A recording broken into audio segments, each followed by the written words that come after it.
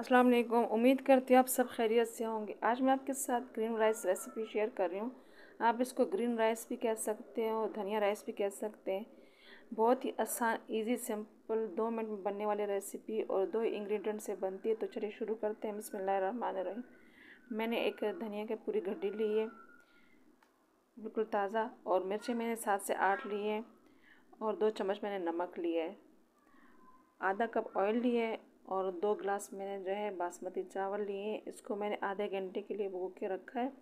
आप अपने हिसाब से जो चावल ले रहे हैं उस हिसाब से फिर उसको भिगो दें। अब पतीले में जो ऑयल लिए वो डाल देंगे और जो मिर्चें और धनिया है उसको बारीक चॉपर से पीस लेंगे। अब उसमें डाल देंगे। अब इसको हमने इतना भूनना है कि ये ऑयल छोड़ दे, ज़्यादा नहीं भूनना, वरना जो हमारे चावल का जायका है वो भी सही नहीं हो और कलर भी सही नहीं आएगा। तो हमने सिर्फ इतना भूनना है कि ये कलर जो है इसका ख़राब ना हो और ऑयल छोड़ दे, बस इतना ही। अब इसी स्टेज पे हमने जो 2 गिलास चावल लिए हैं तो 4 गिलास इसमें पानी डालेंगे। आप अपने हिसाब से, जैसे आप चावल इस्तेमाल करते हैं, मसलन बाज़ लोग जो है सेला चावल भी इस्तेमाल करते हैं खाने में, तो आप अपने हिसाब से उसको जितना आपने भिगोना है पानी डालने हैं वो आप डाल लें। यहाँ पे मैंने 1 गिलास के हिसाब से 2 गिलास पानी डाले, तो ये रूम टेम्परेचर का पानी है, वो मैंने इसमें डाल दिए। और इस स्टेज पे हमने नमक भी डाल देना है।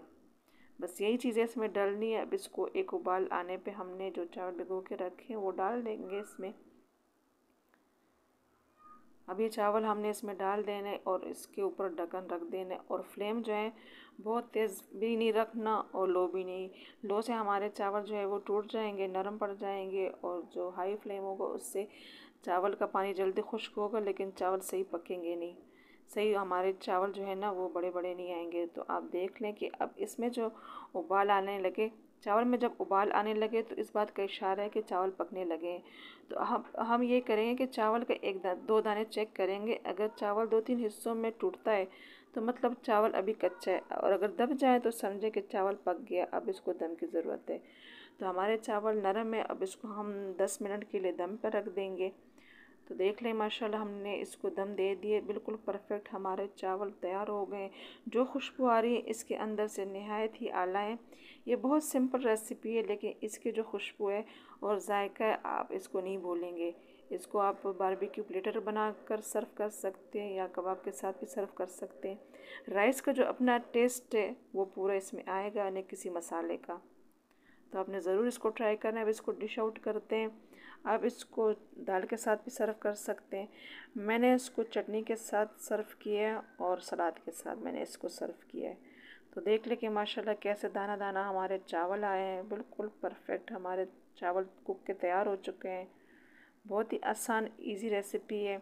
अब इसको ट्राई करते हैं, देखते हैं कि क्या इसके जायका कैसे आया इसका। तो माशाल्लाह जो है हमारे चावल जो है बिल्कुल परफेक्ट है, हर चीज़ बिल्कुल सही है। तो आपने ज़रूर इसको ट्राई करना। और ये रेसिपी मेरी नहीं है, मेरी बहन की रेसिपी है। मैं जब भी वो बनाती थी मैं फरमाइशें कर कर के उससे बनाती थी, क्योंकि जो है ये बहुत मज़े के बनते हैं।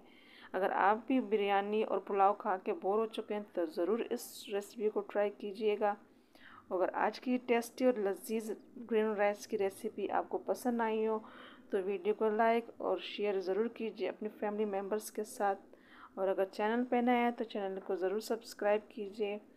और अब आप भी किचन में जाइए और ये लजीज ग्रीन राइस रेसिपी ट्राई कीजिए और मुझे कमेंट्स में बताएं कि आपसे कैसे बनी है। ये जी बिल्कुल 2 मिनट में बनती है और बहुत ही आसान रेसिपी है। इसमें इंग्रेडिएंट्स ज़्यादा लगते भी नहीं। 2 ही चीज़ों से हम इसको बनाते हैं, हरे धनिया हरी मिर्चों के साथ। अगर आप हरी मिर्चें तेज़ खाना पसंद करते हैं तो ज़्यादा कर लें, लेकिन मैंने 7-8 ही डाली है।